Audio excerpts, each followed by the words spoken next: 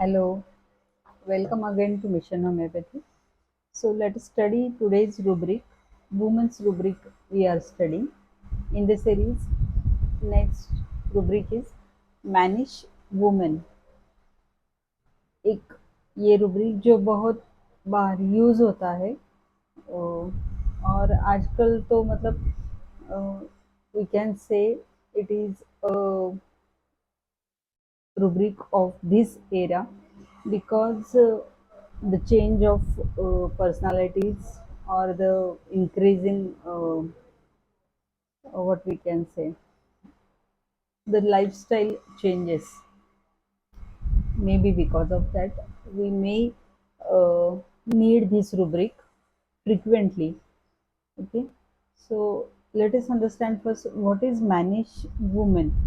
So यहाँ पे दो चीज़ें हैं, मैनिश एक है और जो वुमेन मतलब what we expect as a woman, we tend to expect that वो लेडी का मतलब उसमें वो क्या बोलते हैं कपड़े पहनने का तरीका या फिर कुछ जेवर पहनने का बालों का एक टिपिकल जो होता है वुमन का।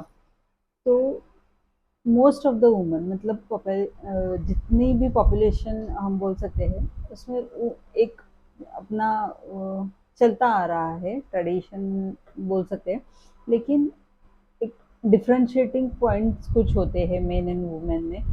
तो यहाँ पे ये जो वुमन है वो मैनिश लगती है मतलब उनके कपड़ों के पहनने के तौर तरीके से या फिर वो जो ऑर्नामेंट्स पहनते हैं या फिर उनमें जो नेचुरल जो एक अदा होती है, एक नखरा होता है वुमेन में, है ना।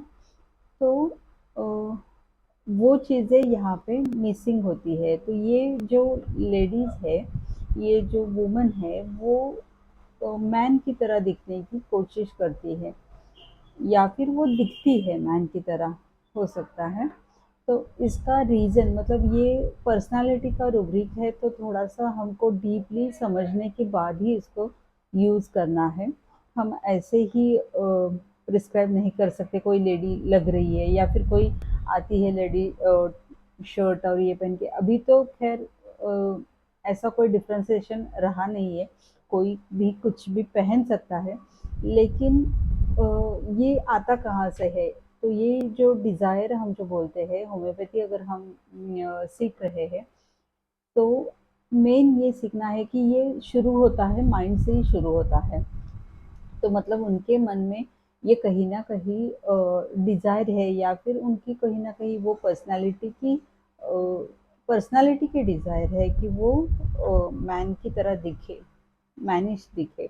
तो हो सकता है उसकी वजह से उनका जो बॉडी स्ट्रक्चर है, उनके जो फेशियल चीज़ें हैं मतलब फेशियल बोन्स है वगैरह, वो भी मैनिश दिखते हैं। तो मतलब ये कहीं न कहीं बहुत ज़्यादा डीप रूब्रिक है ये, पर्सनैलिटी का हम जैसे बोल सकते हैं। जैसे हम कुछ रूब्रिक्स वर्जन्स पे देते हैं, बहुत सारे रूब्रिक्स वर्जन्स पे हम देते हैं कि पेशेंट ने ऐसा बोला तो हम ये रूब्रिक कंसिडर कर सकते हैं। लेकिन यहाँ पे हमको ये पूरा ऑब्ज़र्व करके पेशेंट की हिस्ट्री को, उसके पास्ट हिस्ट्री, सारी जो हिस्ट्री हम लेते हैं, फैमिली हिस्ट्री, उनका बैकग्राउंड, एनवायरनमेंट कैसा है, उनका इंटरपर्सनल रिलेशन कैसा है, वो सारी चीज़ें कंसिडर करने के बाद जब हम कुछ रूब्रिक्स कंसिडर करते हैं, तो उसमें से ये एक रूब्रिक है।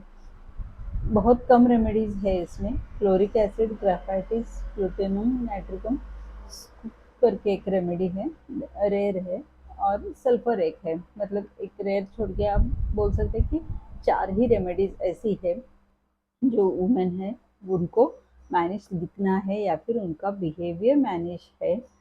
तो अगर आपने ऐसे कोई केस में दिया है रूब्रिक, तो प्लीज़ आप कमेंट में लिखिए। और एक रूब्रिक है that is masculinity increased sensation of. तो थोड़ा सा अलग है, यहाँ पे मैस्कुलिनिटी है लेकिन यहाँ पे डिफरेंशिएटिंग मतलब वुमेन और मेन का कुछ नहीं है।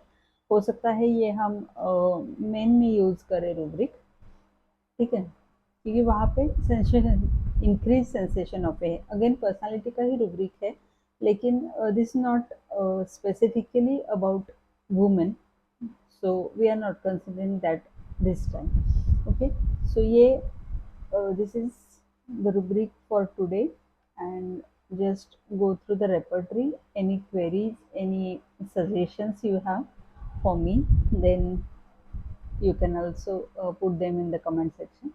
Thank you so much for listening. Thank you so much for watching. Keep learning. Happy learning. Bye bye.